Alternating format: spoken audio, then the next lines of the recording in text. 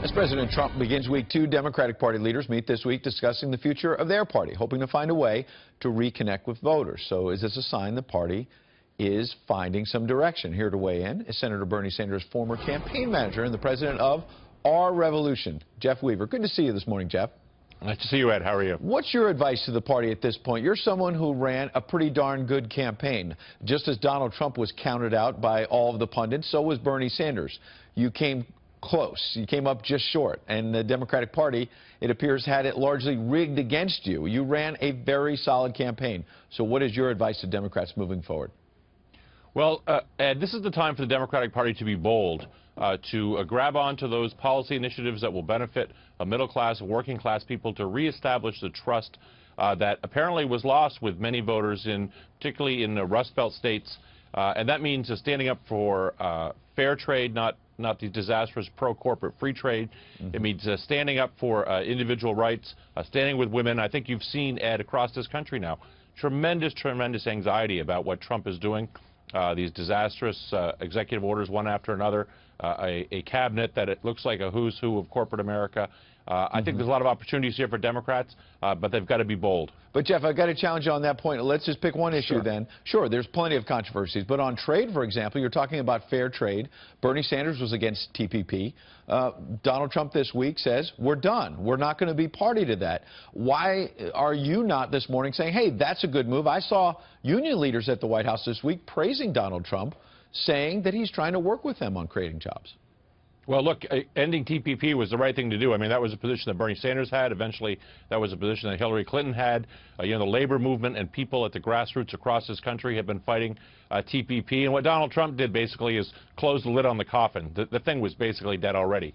So, but we need to move forward with NAFTA. We've obviously got to deal with that, but not in a silly way with these blanket tariffs and walls and what have you. You know, we've got to be smart about it. We've got to make sure that we protect American jobs, protect American workers, but not doing it in the way that Donald Trump is doing. Okay, now let's get to these protests now that we're seeing all this weekend at airports. I saw Bernie Sanders, your former boss, tweeting out yesterday. He's angry. He thinks the Constitution is being shredded.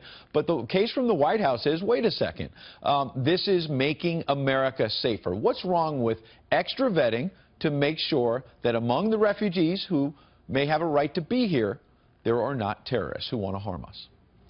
Look, Ed, this is just another example of where the White House likes a press release more than they like a good policy.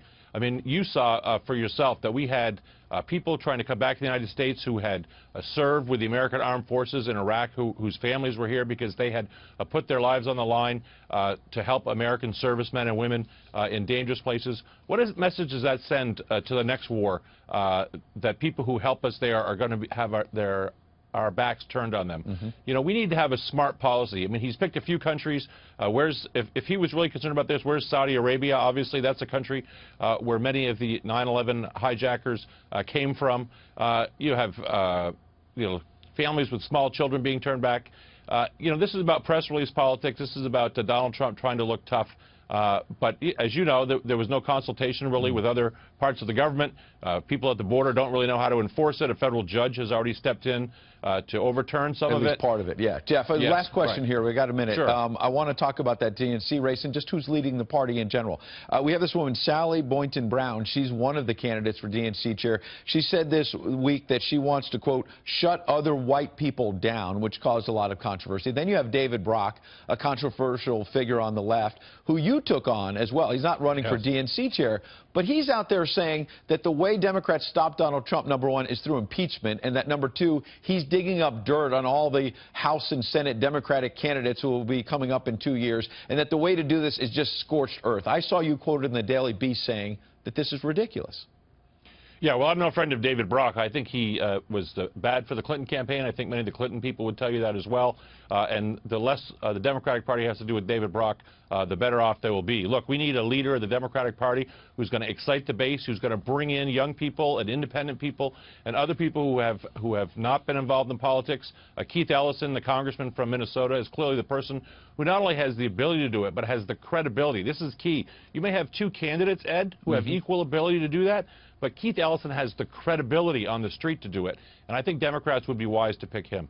Keith Ellison has faced controversy, as you know, though, for some of his past support for controversial comments by Louis Farrakhan. That's going to be an issue in the days ahead, I suspect. But we appreciate. Well, I think you know, he was a young man, and I think he has fully explained that. Good. I want to give you a chance to respond. We appreciate your Democratic perspective this morning. Jeff Weaver, thanks for coming in.